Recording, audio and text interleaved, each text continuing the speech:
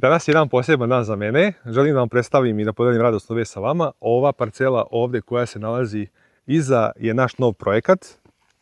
Naime, ovdje planiramo da pokrenemo nov voćnjak. Vidjet ćemo kako administracija bude tekla, papirologija, da li na jesen ili proleće. Uglavnom,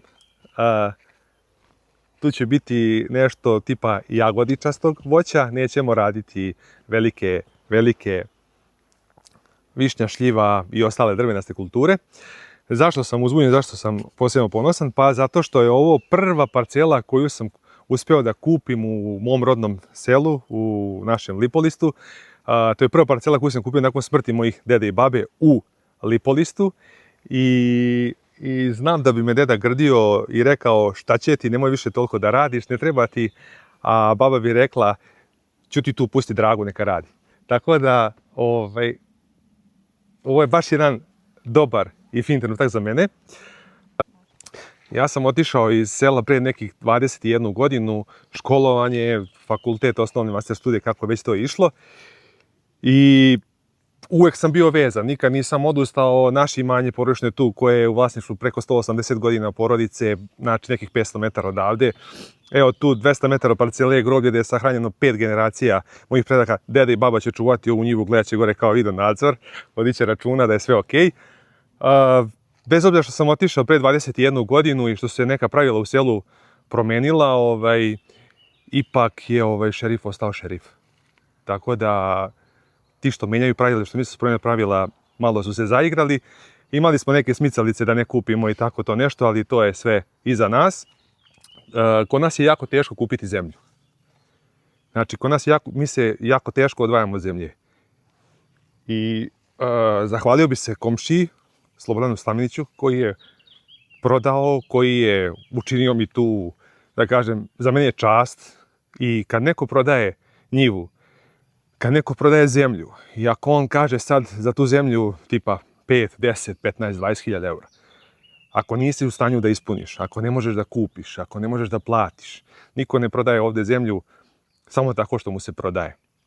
Već nemoj uceniti čoveka, jer to je njiva koja treba da ostane, ako Bog da, u generacijama narednim, u pokoljenjima. I kad nešto počnete, a da niste počeli kako treba, ne može ni kasnije da se razvija kako treba. Mislim, ja sam sujetan i ja razmišljam na taj način. Tako da, ovo je nov projekat. Zašto mi je drag? Ova obala ovdje, znači da je iza reka. Ovo ćemo sve očistiti i srediti. Ništa neće biti, sem velikog drveća koje će ostati tu da čuva obalu. Tu je rečica. Ta rečica tu, ne možemo da priđemo, sada vam snimim, jer je obala, trnje, divlja kupina je tu. Ali to je rečica iz koje sam izvadio svoju prvu krkušu, svog prvog klena. Tu smo pravili, sekli smo zovu, pravili smo štapove. Moj brat Mića, Milorad Stevanović, moj brat Mića i ja. Tako da, od te rečice mi je otac dobio fobiju. Prvi put se davio u toj reci, pa više ne smije u vodu, ne smije uđeti u bazen. Tako da, na toj maloj rečici su prambaba, pradeda prali su kudelju, radili, stoka se napajala tu. Tako da, iako je mala, iako je nevidljiva za mnoge, za nas kao porodicu je jako važna.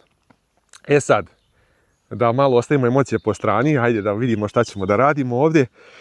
Prvo što ćemo da radimo ovdje, to je da uradimo analizu zemljišta.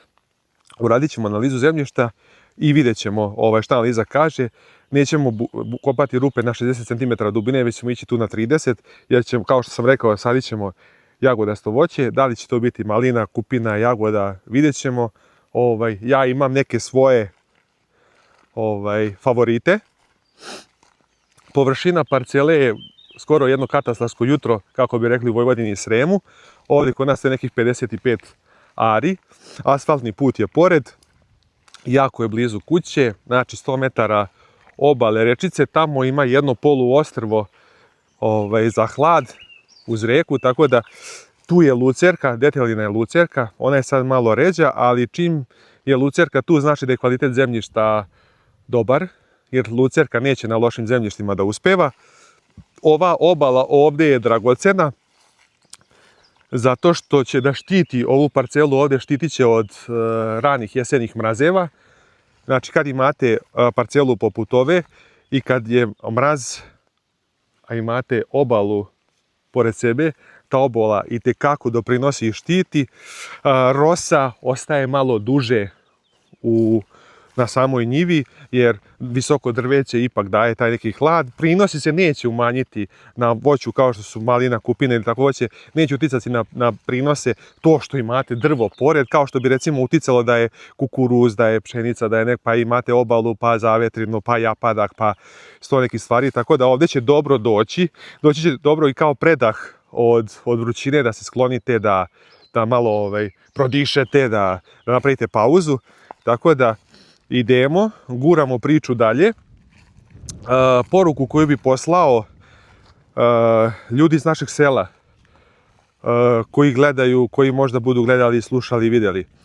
Ako bilo kad budu pregovarali sa mnom, sa nama o prodaji zemljišta, bilo čega, neka znaju da smo mi ozbiljni, neka znaju da mi nikog nećemo uvrediti. Ako nešto možemo da ispunimo, ispunit ćemo. Da smo zainteresovani, mi smo neke naše projekte pozavršavali, naš fokus je sad Lipolist, da ćemo sad nešto plaćati, ne znam nija šta, nećemo. Sve što je realno, koliko mislimo da je realno, to ćemo i raditi. Da smo neki megalomani, da želimo nešto previše, ne želimo. Jednostavno, neka nas uzmu za ozbiljno.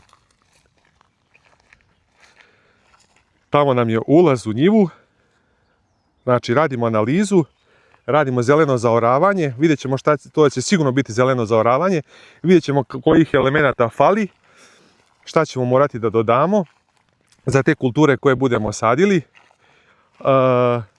Pošto se tu u tim kulturama zahtjeva postavljanje stubova, postavljanje sistema za navodnjavanje, to sve ispratit ćete kompletan proces, sve ćete ispratiti. Prvenstveno vođeni dosadašnjim iskustvom, prvo se njiva pripremi, sve se rade pripremne radnje, postavljaju se stubovi, razlačimo žicu, postavljamo sistem za zalivanje i tek nakon toga ćemo saditi voće koje budemo odlučili. Tako da nećemo prvo posaditi voće pa da ga gazimo, pa da postavljamo stubove, postavljamo žicu. Pokazat ćemo vam u ovom serijalu koji ćemo praviti, pokazat ćemo vam također i sve troškove koje ćemo imati, koliko košta podizanje jednog voćnjaka na toj površini, cena sadnica, cena stubova. Pokušat ćemo da apliciramo i kod države, kod ministarstva za povrat sredstava. Nikad ništa u životu nismo do sad dobili, nijedan projekat nije prošao, kao da smo nepismeni, ali vidjet ćemo, trebalo bi valjda ovo da prođe. Ako ne prođe, nije prošlo. Uglavnom, imat ćete kompletnu matematiku i ako bilo ko bude odlučio, rešio da podigne voćnjak, želimo da pokažemo koliko to zapravo košta. Mnogo naših ljudi iz inostranstva, povratnika, penzionera, mladih, je zainteresovano da podignu neke voćnjake, da obnove ta neka domaćinstva od svojih predaka, da ne bi dolazili u situaciju da slušaju priče kako podizanje jednog voćnjaka ovdje treba da da od 12 do 15.000 eura, na primjer, a mi ga podignemo za 7, znači neko se ugrađuje 5-6.000. Tako da imat ćete realnu sliku, imat ćete realan prikaz cena za konkretno godinu u kojoj radimo i trenutku u kojim radimo. Još jednu stvar koju želim da pokažem i koja je jako značajna za nas jeste asfaltni put koji ovdje prolazi, što znači oberete voće, spakujete do otkupne stanice, čas posla transportujete brzo, nema truckanja, nema makadama, nema prosipanja, nema gnječenja voća, nema gubitaka bespotrebnih. Ostanite sa nama, pratite nas i pišite nam u komentarima da li razmišljate kao mi da kupite zemlju, da pokrenete voćnjak i da li uopšte vam se ova ideja sviđa.